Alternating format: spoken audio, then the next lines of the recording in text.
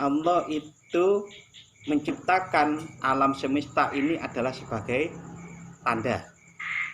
Kalau seseorang itu melihat tanda plang yang di jalanan itu bantul gitu ya, yang terbayang di dirinya itu, yang kelihatan di dirinya itu plangnya atau bantulnya? Ya pundong. Ya tujuannya itu tadi. Enggak, yang paham ucapan saya pundong cuma Arif, karena ada sejarahnya.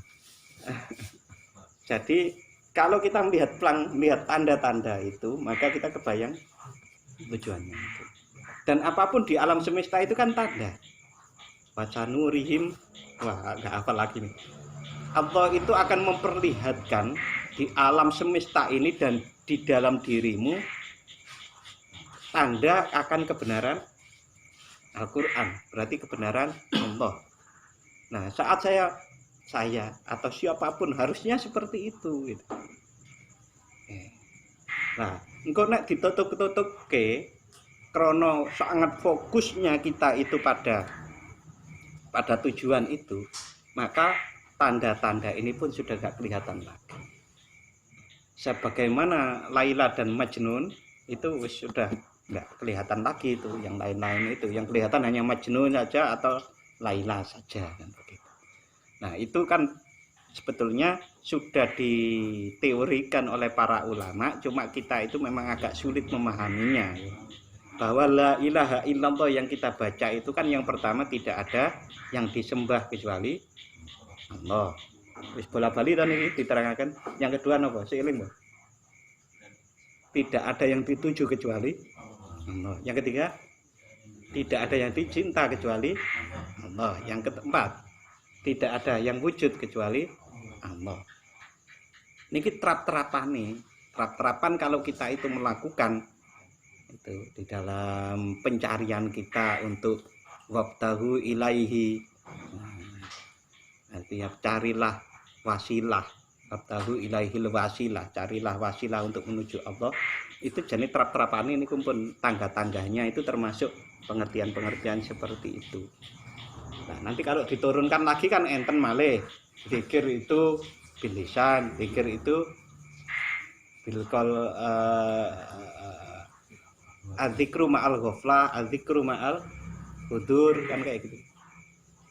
Nah, sampai adzikru ma'al ghaibah. Nah, ya kayak gitu-gitu. Itu sebetulnya sudah bahasanya tercecer kok nggak enak ya. Bertempat di mana ilmu-ilmu yang sudah kita pelajari itu ada di situ. Tapi itu memang trap-trapan banyak tahapan-tahapan menuju ke Allah Subhanahu wa taala. Kalau seseorang itu disebut fana dan yang lain-lain itu, dan segala sesuatu tidak ada kecuali Allah itu, ya di situ itu di antaranya.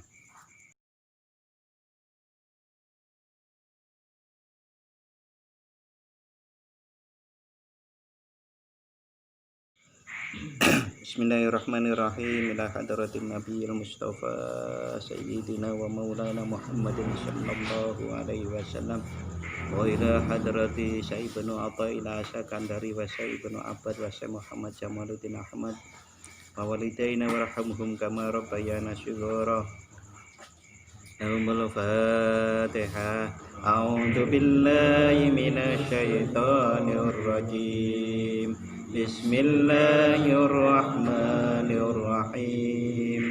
Alhamdulillahi rabbil alamin. Ar-Rahmanir-Rahim. Maliki yaumiddin. Iyyaka na'budu wa iyyaka nasta'in. Ihdinas siratal mustaqim. Siratal ladzina an'amta 'alaihim ghairil maghdubi 'alaihim waladdallin. Amin.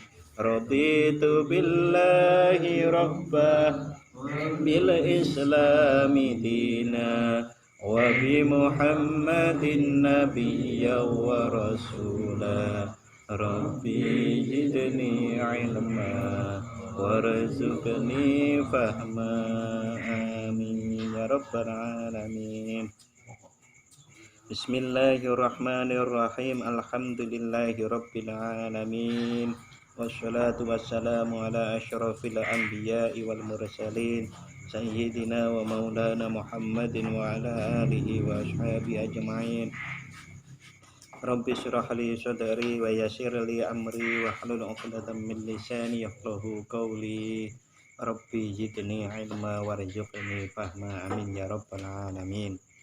Bapak-bapak dan saudara-saudara, mudah-mudahan pada malam hari ini kita dapat memahami diskusi dan pengajian kita, dan mudah-mudahan Allah Subhanahu wa Ta'ala memberi kekuatan kita untuk mengamalkan apa yang kita pelajari. Amin ya rabbal alamin.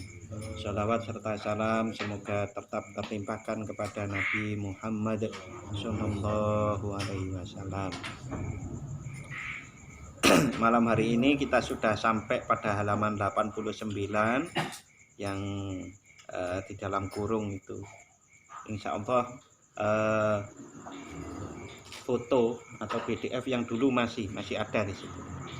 Innama yastauhishu al-ubadu waz-zuhadu min kulli syai'in li ghaibihim anillah fi kulli syai'in. Falau syahiduhu fi kulli syai'in lam yastauhishu min syai'in. Innama yastauhishu al-ubadu waz-zuhadu, sesungguhnya para ahli ibadah dan para ahli zuhud itu gelisah min kulli syai'in, terhadap segala sesuatu, li ghaibihim anillahi ta'ala, li ghaibihim anillah fi kulli syai'in, karena tidak tampaknya Allah di segala sesuatu. Jadi ahli ibadah dan para ahli zuhud itu merasa gelisah karena tidak melihat Allah di setiap segala sesuatu.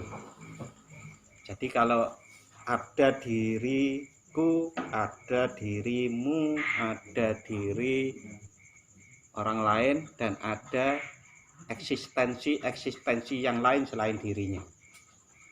Jadi masih ada eksistensi selain eksistensinya Allah. Masih ada wujud selain wujudnya Allah. Bapak, kenyataannya kan begitu. Kita itu kan wujud, iya.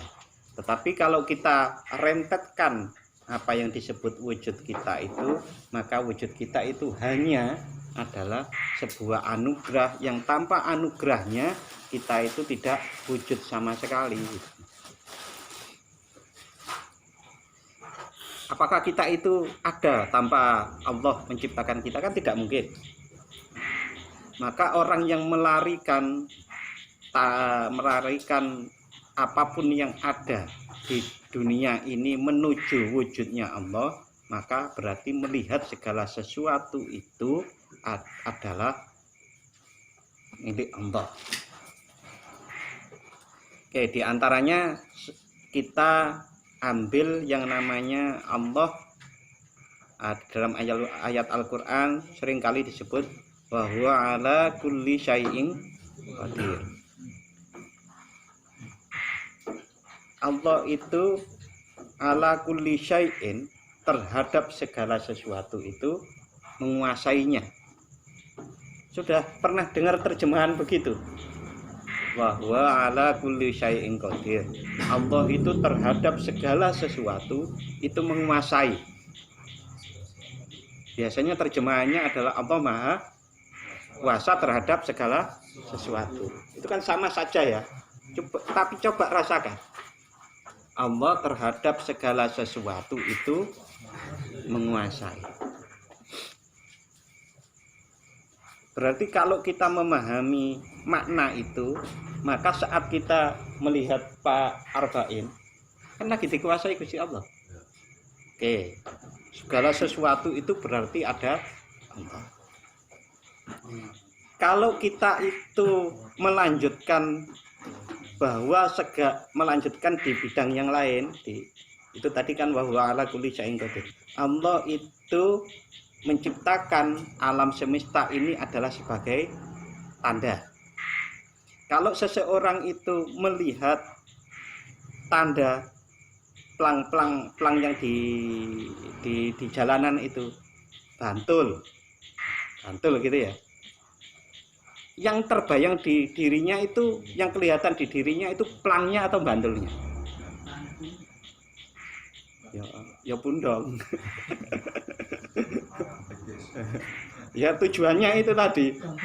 Enggak, yang paham ucapan saya pundong cuma Arif, karena ada sejarahnya. Jadi kalau kita melihat tanda-tanda itu, maka kita kebayang tujuannya itu. Dan apapun di alam semesta itu kan tanda. Wacanurihim, wah nggak hafal lagi nih. Allah itu akan memperlihatkan di alam semesta ini dan di dalam dirimu tanda akan kebenaran Al-Quran, berarti kebenaran Allah. Nah, saat saya atau siapapun harusnya seperti itu gitu. Nah, engko nek ditutup ke krono sangat fokusnya kita itu pada tujuan itu, maka tanda-tanda ini pun sudah gak kelihatan lagi. Sebagaimana Laila dan Majnun itu sudah nggak kelihatan lagi itu, yang lain-lain itu yang kelihatan hanya Majnun saja atau Laila saja kan begitu. Nah itu kan sebetulnya sudah diteorikan oleh para ulama, cuma kita itu memang agak sulit memahaminya ya. Bahwa la ilaha illallah yang kita baca itu kan yang pertama tidak ada yang disembah kecuali Allah. Wis bola-bali dan ini diterangkan. Yang kedua apa? Seiling, Bang. Tidak ada yang dituju kecuali Allah. Yang ketiga, tidak ada yang dicinta kecuali Allah. Yang keempat, tidak ada yang wujud kecuali Allah. Niki trap-trapan kalau kita itu melakukan itu di dalam pencarian kita untuk wabtahu ilaihi, artinya carilah wasilah, wabtahu ilaihil wasilah, carilah wasilah untuk menuju Allah. Itu jenis trap-trapan ini kumpul tangga-tangganya itu termasuk pengertian-pengertian seperti itu. Nah, nanti kalau diturunkan lagi kan enten malih. Zikir itu bilisan, zikir itu bilqol adzikru ma'al ghaflah, adzikru ma'al hudur, kan kayak gitu. Nah, sampai adzikru ma'al ghaibah. Nah, ya kayak gitu-gitu. Itu sebetulnya sudah bahasane tercecer kok nggak enak ya. Bertempat di mana ilmu-ilmu yang sudah kita pelajari itu ada di situ. Tapi itu memang trap-trapan. Trap-trapan, banyak tahapan-tahapan menuju ke Allah Subhanahu wa taala. Kalau seseorang itu disebut fana dan yang lain-lain itu, dan segala sesuatu tidak ada kecuali Allah itu, ya di situ itu. Di antaranya. Nah, kembali lagi ahli zuhud dan ahli ibadah itu. Wah, kalau ahli ibadah itu kan sering mengatakan begini, kalau saya nanti itu melakukan ini berarti saya akan begini, atau kalau saya ketemu godaan maka saya akan bisa tidak beribadah, kalau saya sakit maka saya tidak bisa beribadah dengan total. Ahli zuhud begitu juga, kalau saya kebanyakan uang nanti saya tidak bisa fokus kepada Allah, kan zuhud niku kan tidak suka dunia, tapi bukan tidak punya dunia. Dan ya di antara tandanya niku wis terkenal, nek duit itu orang go dhewe disalurkan pada, contohnya seperti itu. Nah, karena ahli zuhud itu masih memandang duit itu ada, masih memandang ibadah, godaan ibadah itu ada. Ahli ibadah memandang yang menghalangi ibadahnya kepada Allah itu ada. Ahli zuhud memandang uang itu masih ada. maka dia merasa gelisah, jangan-jangan kalau saya begini saya nggak bisa beribadah kepada Allah. Coba kalau itu diterapkan betul-betul, wa huwa ala kulli syai'in qadir, maka apa-apa yang menghalangi itu tidak akan bisa menghalangi kecuali adalah diizinkan oleh Allah. Berarti kalau saya dihalangi ibadah oleh sesuatu, maka saya harusnya menggunakan sesuatu itu untuk tetap di dalam kekuasaan Allah. Contoh sing gampang saya ingat ya, orang itu apakah cuma orang kaya yang bisa ibadah? Enggak toh, orang miskin juga bisa ibadah kan. Nah, nek wong sugih kudu syukur gitu, nek wong miskin kudu sabar, nek wong loro kudu ya kudu sabar. Nah, itu artinya di segala apapun sebetulnya kita itu tetap bisa menghamba dengan baik kepada Allah.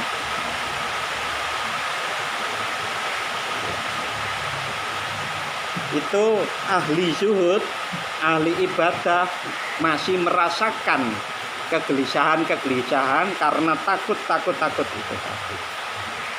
Karena tidak menyaksikan Allah dalam segala sesuatu. Falau syahiduhu fi kulli syai'in, kalaulah ahli zuhud dan ahli ibadah itu menyaksikan Allah pada setiap segala sesuatu,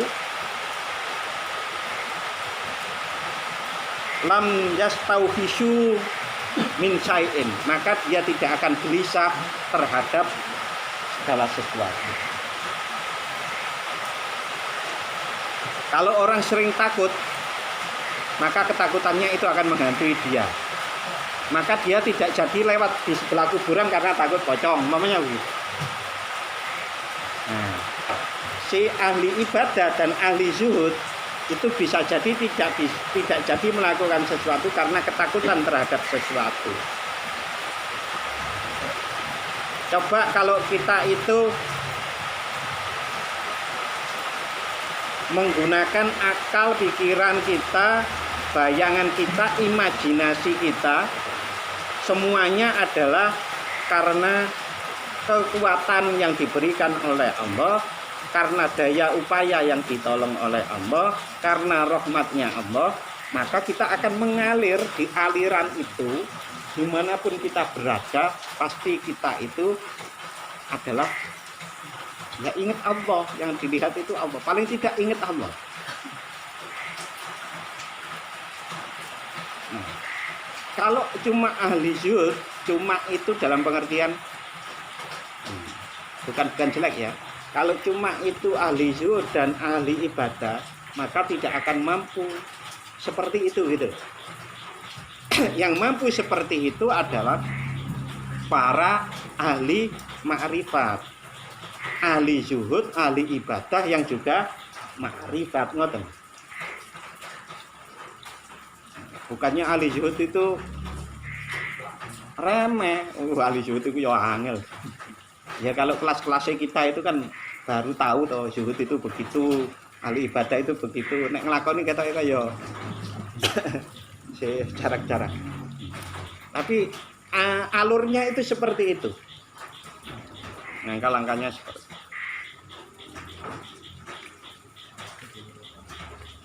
Al-ibadu was-zuhatu fi hujbihim an rabbihim linadharihim linufusihim. Al-ibadu was-zuhatu fi hujbihim, hamba dan ahli zuhud, para ahli ibadah dan ahli zuhud, fi hujbihim, di dalam hijabnya, di dalam keterhijaban mereka, an rabbihim, dari Tuhan mereka, linadharihim, karena perhatian mereka, linufusihim, kepada kepentingan-kepentingan nafsu mereka, wa mura'ati hududihim, dan memperhatikan bagian-bagian untuk mereka. Fahum yafirruna minal asya, oleh karena itu mereka lari dari segala sesuatu. Wa yastauhisuna, dan mereka gelisah minha terhadap asya, li'annaha karena asya bagi para ahli zuhud dan ibad itu maujudatun adalah wujud fi nadharihim di dalam perhatian atau di dalam angen-angen mereka. Titik nggih. Titik atau koma.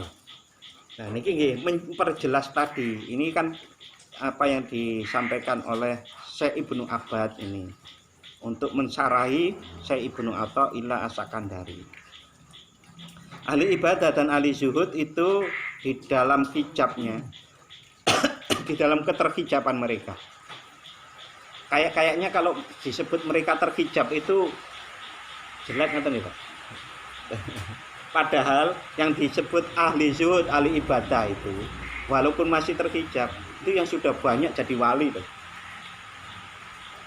Ampun salah, niki pembahasannya pun dulu banget ya.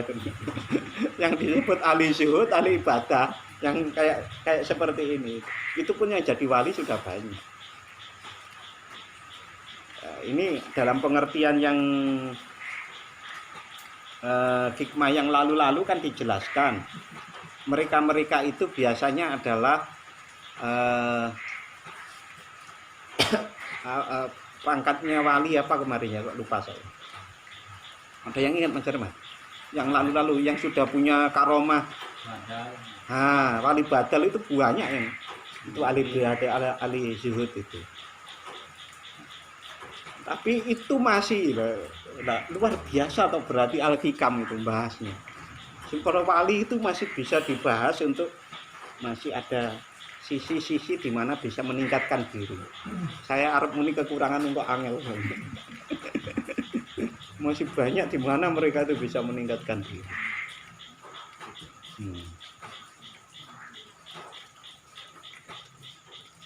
Karena apa? Di sini dijelaskan para ahli ibadah dan ahli zuhud itu masih memandang ada kuku tadi itu lah. Iki posoku, iku sholatku, itu masih terasa. Bukan permainan otak ya. Kalau permainan otak kan gampang ya, permainan logika gampang. Nah, saya jenenge ahli zuhud sama ahli ibadah itu kan masih memandang adaku. Wis aku saiki ora kukuan, enggak bisa seperti itu. Itu bagaimana kondisi jiwa kita yang berbicara. Bukan kondisi akal kita membawa kemana, bukan pemahaman kita, tapi kondisi jiwa kita itu sebetulnya ada di mana. Satu saat mungkin kita merasa bahwa kita sudah sampai pada hal atau akwal bahkan makom seperti itu.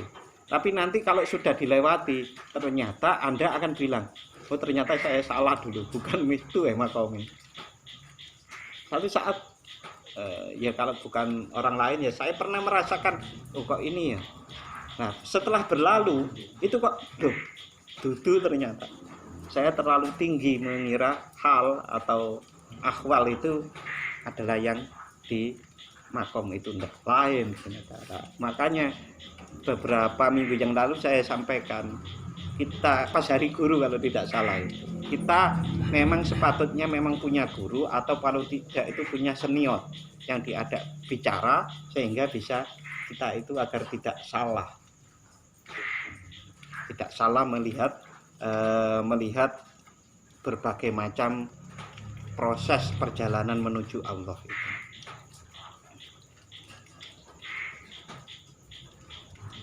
Nah, karena segala sesuatu itu bahasanya kalau di sini ahli ibadah dan ahli zuhud itu lari dari segala sesuatu. Mengapa kok lari dari segala sesuatu? Karena sesuatu itu ada. Ngertos Pak? Ini kan mung dibalik logikanya. Kalau kita itu mencoba melarikan dari sesuatu, berarti kita itu melihat sesuatu itu. Nah, ahli ma'rifat itu tidak seperti itu pandangannya.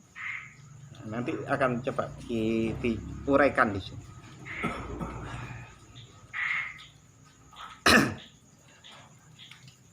annaha maujudatun, karena bagi ahli ibad maupun ahli zuhad itu para hamba pengabdi dengan ibadah-ibadahnya, dan ahli zuhud dengan ria dengan menghindari sesuatu itu,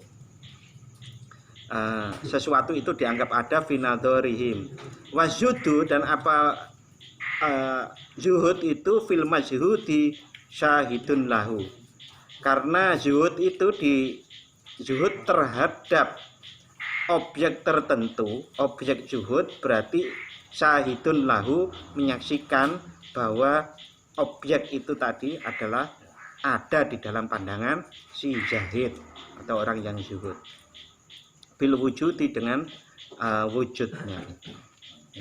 Kama qala sayyidi Abul Hasan radhiyallahu taala anhu, sebagaimana ini bisa dipahami lebih lanjut dari ungkapan sayyidi, penghulu kami, penghulu kita, Abul Hasan radhiyallahu an, Syekh Abu Hasan Asyadzili radhiyallahu taala anhu, mudah-mudahan Allah meridhai beliau. Wallahi, demi Allah, laqad azamtaha id zahatta fiha. Ngeri ya. Tak jelaskan lagi. Laqad azamtaha id zahatta. Kalau engkau itu menjauhi segala sesuatu, berarti engkau menganggap besar sesuatu itu. Kalau engkau menjauhi sesuatu itu, berarti engkau menganggap besar sesuatu itu. Contoh, takut corona, berarti kita kan menganggap corona itu besar. Takut preman, berarti preman ini sangat berkuasa. Maka kita hindari. Kita menghindari ahli zuhud, berarti menghindari dunia, berarti menganggap dunia itu masih besar.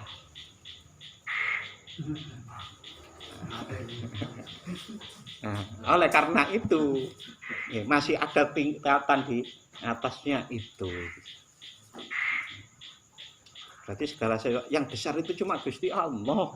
Lagi-lagi ngoten janjane pol-pole ngoten niku. Tapi ya napa gampang, mungkin nyebut itu gampang aja. Nggih. Bagus ini. Wallahi, demi Allah. Ini dawuh Syekh Abu Hasan Asyadzili dimulai demi Allah. Kalau engkau itu menjuhudi sesuatu, berarti engkau menganggap sesuatu itu besar. Id zahatta fiha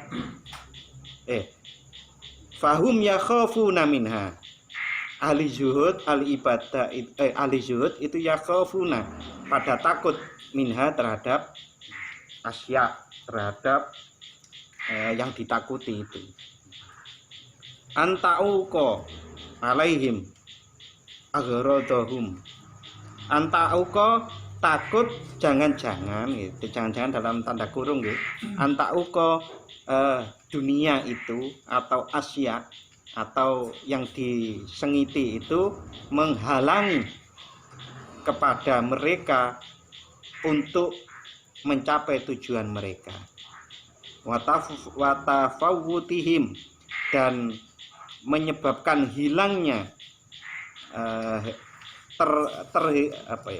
hilangnya mereka an maqasidihim, atau ini bahasa Arabnya itu tafawutihim, berarti hilangnya ahli ibad dan zuhad an maqasidihim, dari tujuan mereka, bimailihim, sebab condongnya mereka atau terpengaruhnya mereka ilaiha, terhadap yang dizuhudi tersebut.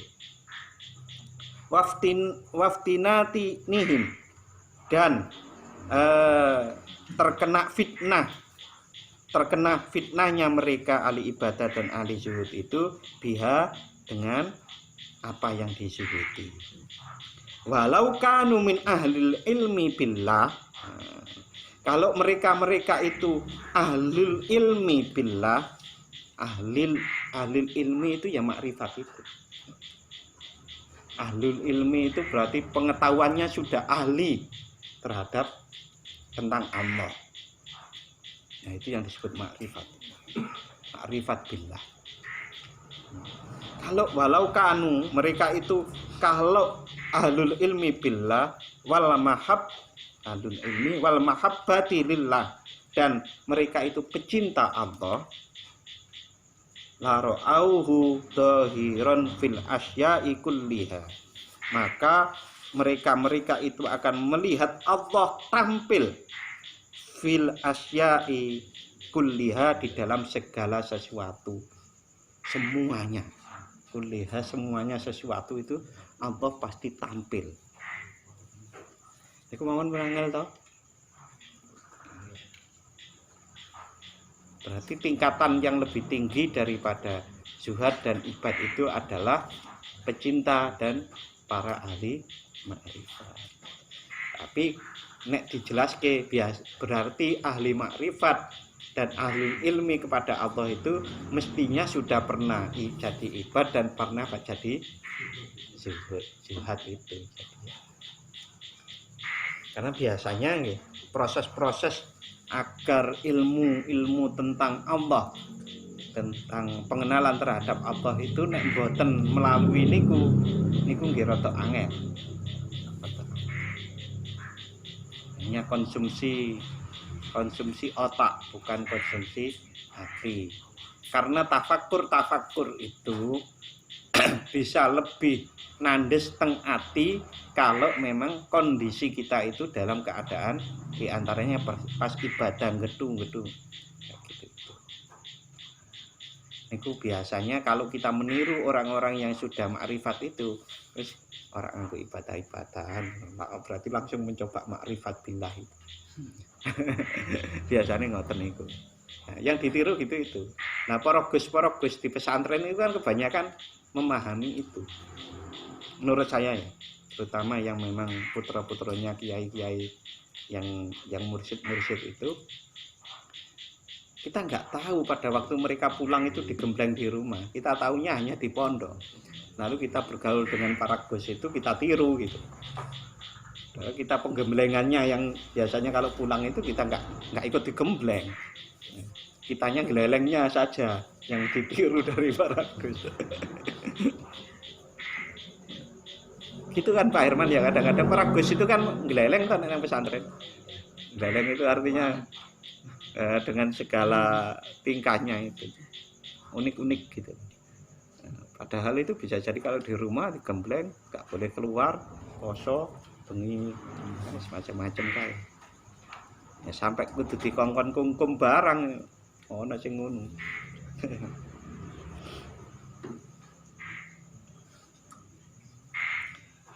Walakana lahum fi dzalika min qurrati a'yunihim, karena mereka itu berpandangan dengan ilmunya dan cintanya kepada Allah, maka mereka menjadi tenang terhadap segala sesuatu. Mayuhiluhum an ru'yatihim, mereka menjadi tenang terhadap apa-apa yang menyibukkan mereka. An ru'yatihim, dari memandang, dari pandangan mereka, linufusihim terhadap nafsu mereka. Fala yakunu lahum minal asya'i wahsyatun, maka tidak ada bagi mereka itu segala sesuatu itu menggelisahkan. Wala yakshauna minha, dan mereka tidak menjadi gelisah karena sesuatu itu.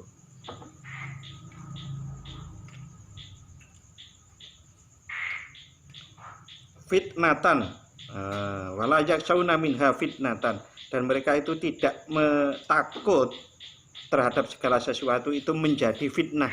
Li'annaha, karena segala sesuatu itu faniyatun, tidak ada. Mutalasiyatun, mutalasiyatun itu faniyatun, hilang, mutalasiyatun, lebur. Bihadal i'tibar, dengan ini dengan pelajaran itu tadi. Jadi segala sesuatu itu bagi ahli ilmi, ahli makrifat dan mahabbah lillah, itu segala sesuatu itu adalah fana, artinya sudah lebur, yang tidak mempengaruhi mereka terhadap Allah. Yang penting Gusti Allah. Oke, niku titik. Niki saya lanjut ke berikutnya. Amaraka fi hadzal dar bin nadhari fi mukawwanatihi fasaya kesifu laka fi tilkad dar an kamali dzatihi. Amaro, Allah itu memerintahkan kepadamu fi hadzal dar, di dalam dunia ini, bitadzorin, untuk memperhatikan mukawwanatihi, di dalam ciptaan Allah. Fasaya kesifu laka, maka akan terbuka untukmu fitil kadar, di dalam akhirat nanti, an kamali dzatihi, terbuka akan kesempurnaan zatnya Allah. Kalau ingin memahami Allah di dunia ini, maka pahamilah ciptaannya. Maksudnya ngoten niku. Kalau kalian itu memahami ciptaan Allah Subhanahu wa taala, pasti akan memahami Allah, tetapi tidak pernah akan sempurna pemahaman kita terhadap kesempurnaan Allah di dunia ini. Nanti kalau sudah di akhirat akan dibuka kesempurnaan zat Allah itu. Di dunia ini seseorang akan mengenal Allah sesuai dengan anugerah yang diberikan oleh Allah. Anugerah yang diberikan Allah itu biasanya menurut kepantasan. Kepantasan yo janjane nek diruntut piye riyadoe, piye ibadahe, piye ya begitu. Tapi bahasanya kepantasan. Karena sesungguhnya itu adalah menganugerahi Allah. Nek jenengan kita semua itu disiapkan mau dianugerahi oleh Allah, mengenal kepada Allah lebih dekat, biasanya prosesnya akan dikasih juga, ngoten. Mangertos nggih? Jadi jangan dibayangkan karena saya itu ibadah maka kemudian Allah menganugerahkan keanugerahan untuk mengenalnya. Ini tipis banget loh. Pahami bahwa Allah itu menghendaki kalian dapat anugerah untuk mengenal Allah, maka kalian dianugerahi kesiapan untuk menerimanya. Niki hati-hati memahami. Berarti nek jenengan pingin jenengan nek pingin dianugerahi oleh Allah pengetahuan tentang Allah, ya siapkan dirinya. Tapi harus dipahami itu adalah anugerah Allah semuanya. Ben boten keliru, mungkin wis ngibadah, wis poso, endi sih aku kenal Gusti Allah kok ora wae terus. Nah, nanti akan terjadi iso mantul kaya bandulan. Wis kadung ibadah kok gak tenang-tenang atine mbandul lemburi, guys. Blas sisa. Bahaya. Dan itu menurut saya ada. Walaupun dalam skala yang agak kecil gitu ya, yang saya tahu itu ada. Dia nama-namane wis nang ndi kae, nang ziarah kubur nang kono, nang kene, nang kiai kono kene. Saiki mungkin nek salat ae ora kata. Saya pengetahuan saya begitu atas ceritanya dia juga kepada saya. Maka seringkali Gusmus itu dawuh, beragamalah secara sederhana. Itu diantaranya mengatakan intinya di dalam diri kita itu bapak-bapak dan saudara-saudara ada dorongan yang apapun kita kerjakan itu termasuk ibadah dan Gusti Allah itu didorong untuk berlebihan.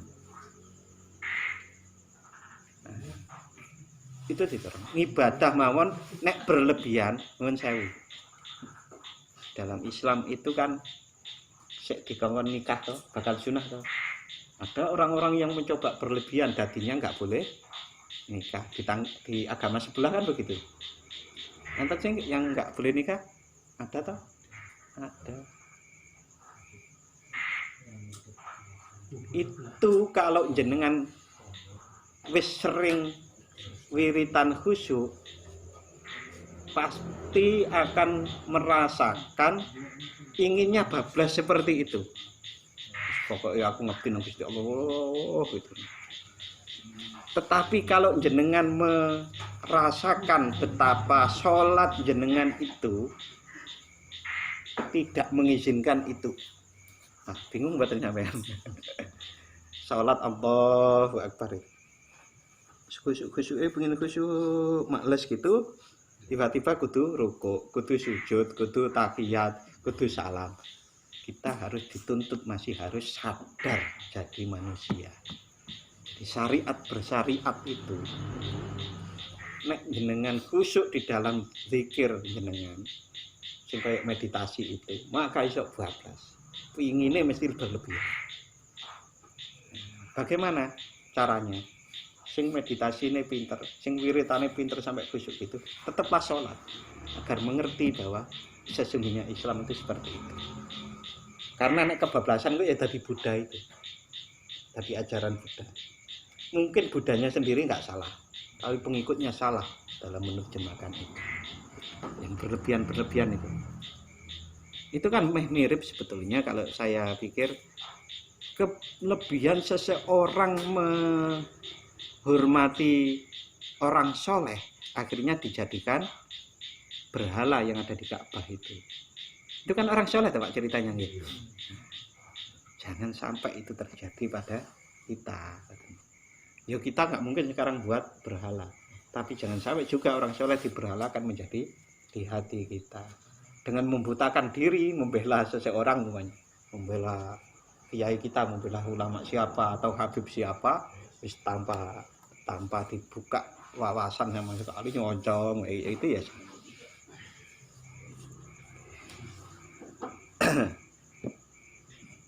Jadi ngoten nggih.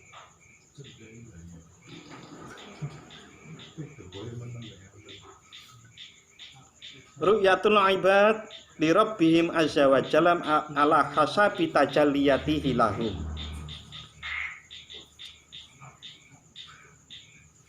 Ru'yatul ibad, penglihatan seorang hamba. Penglihatan mungkin dalam kurungnya di sini adalah pengenalan seorang hamba li rabbihim azza wa jalla kepada Allah taala ala hasabi tajalliyatihi lahum adalah sesuai dengan kadar penampakan. Kok penampakan kok gak enak bahasanya penampakan. Sesuai kadar tajaliyahnya Allah kepada mereka. Tajaliyah itu kan apa Mas bahasa Indonesia nih? Selain penampakan loh. Ya wis enake di tajaliyah ngono wae ya. Enggak diterjemahke. Dadi rada angel kadang-kadang. Kalau di Jakarta ini di Rojali. Rojali. Ini tajaliyah itu artinya memperkenalkannya Allah kepada masing-masing seseorang. Jadi pengenal mudah bahasa yang lain mungkin kalau bahasa Indonesia lebih cocok begini. Pengenalan Allah terhadap pengenalan seseorang kepada Allah itu sesuai dengan kadar Allah memberikan anugerahnya kepadanya. Itu. Tapi di bahasa Arab ini tadi gak pas ya. Tapi maksudnya begitu. Jenengan itu kenal Allah itu sesuai dengan kadar anugerah yang diberikan oleh Allah kepada jenengan. Nah, kadarnya seberapa?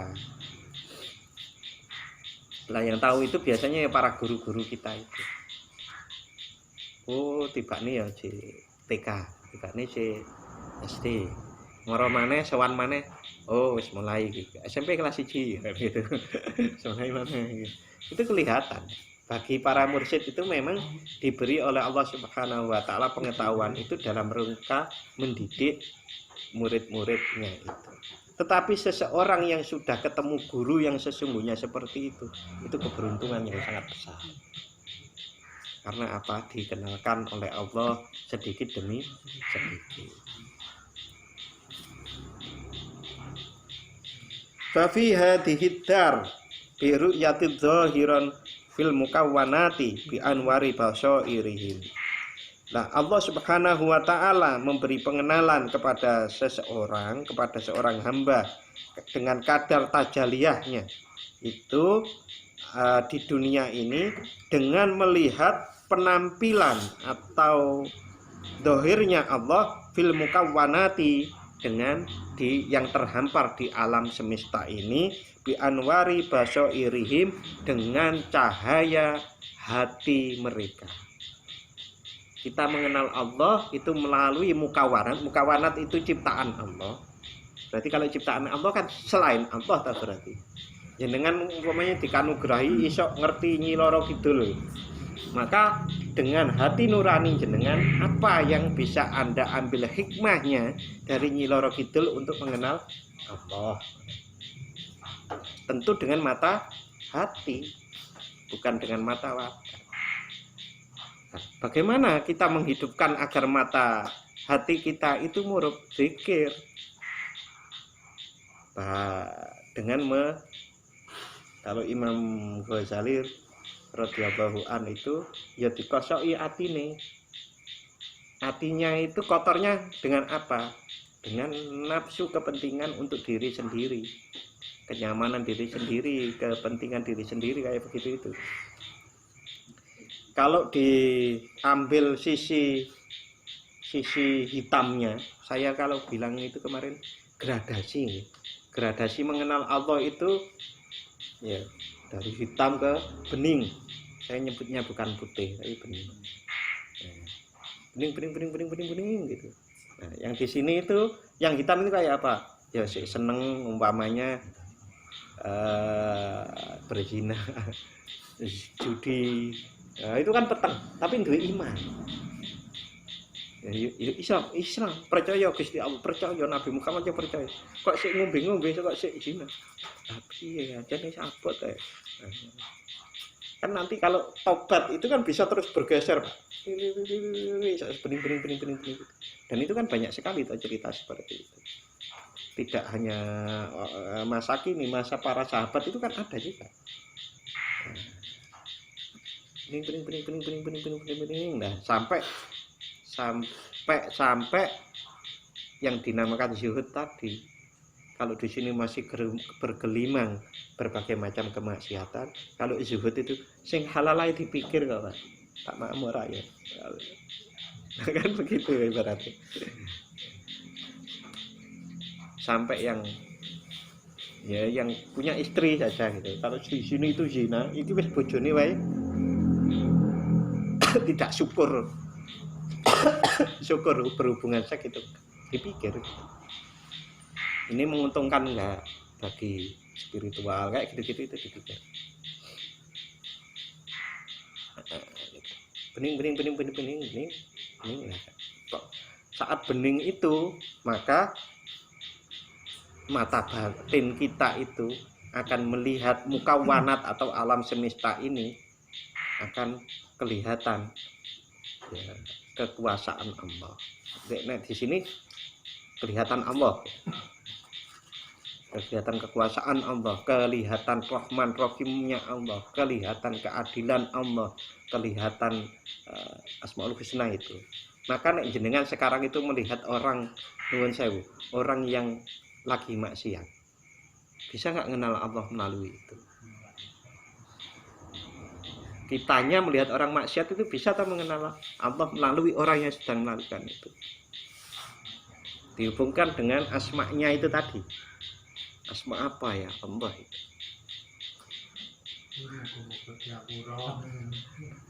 Di antaranya itu ya.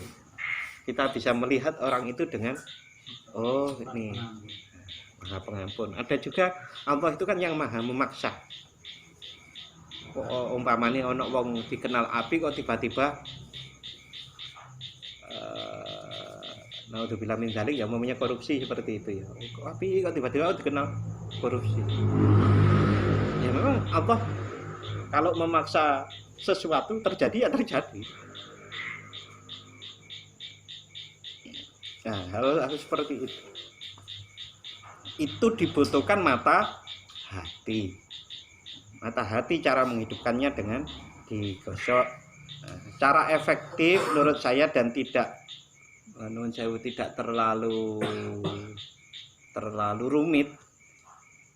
Balik lagi, beristighfarlah seringkali dalam sehari itu. Maka para guru, para tarekat itu mengajarkan untuk beristighfar setiap hari. Baca sholawat. Ya dengan itu. Trap. Nanti pelan-pelan. Kalau Allah berkehendak ya dianugerahi kepekaan hati itu untuk menerima pelajaran-pelajaran pengenalan terhadap Allah Subhanahu wa taala. 5 tajallalahum min wara'i hijabiha. Dengan mereka itu melihat Allah dengan cahaya hatinya, basironya. 5 tajalla dengan apa-apa yang ditampilkan oleh Allah kepada mereka min wara'i hijabiha, dari balik hijabnya mukawanat itu. Jadi alam semesta itu kan hijab. Kita semua, diri kita itu juga hijab kepada untuk mengenal Allah. Nah, kita mengenal Allah itu dari balik hijab itu. Di dalam Al-Quran sangat jelas. Allah itu kalau mewahyukan wahyu, memerintahkan apa saja kepada para hambanya itu pasti dengan perantara, tidak langsung. Semacam para nabi menerima wahyu itu kan melalui malaikat Jibril. Malaikat Jibril saja menemui Rasulullah juga dengan perantara mengubah bentuk menjadi laki-laki kayak gitu itu. Maka jenengan kita itu harus memahami itu untuk mampu legowo menerima pelajaran dari siapa saja. Maksud saya begini, kalau para nabi itu menerima wahyu dengan cara malaikat Jibril diantaranya, ya malaikat Jibril harus mewujud jadi laki-laki. Maka kalau kita itu menerima pelajaran itu harus legowo dari siapa saja. Para nabi yang suci itu pun tidak langsung menerima dari Allah. Jadi ibaratnya begitu ya. Tidak langsung menerima dari Allah tapi melalui malaikat Jibril. Malaikat Jibril pun perlu jadi laki-laki. Kita juga begitu. Siapa saja, apa saja itu harus bisa dijadikan pelajaran. Mbok menawa itu adalah cara Tuhan, cara Allah ngasih pelajaran kepada kita. Entah dari radio, dari YouTube, dari TV, dari kitab, dari bahkan perkataan seseorang yang tidak kenal dan kita anggap enggak ono regane umpamane. Kok tiba-tiba kok ngomong ngono? Nyapa sih? Pertanyaan itu harus dikembangkan. Mengapa kok begini? Jangan-jangan itu ada hubungannya dengan pelajaran saya yang lagi bersungguh-sungguh menuju Allah Subhanahu wa taala.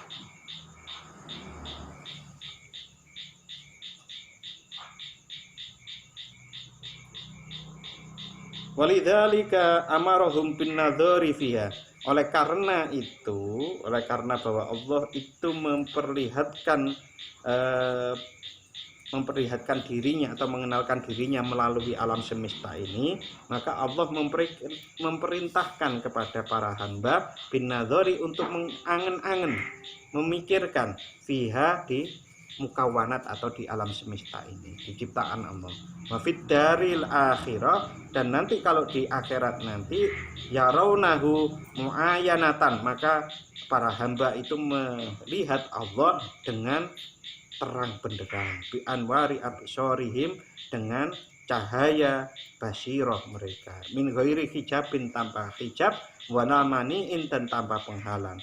Wahada ghayatul zuhuri wal kasfi, dan seperti ini adalah notoknya penampilan pengenalan terhadap Allah wal kasfi, dan terbuka kasaf terbuka dari hijab.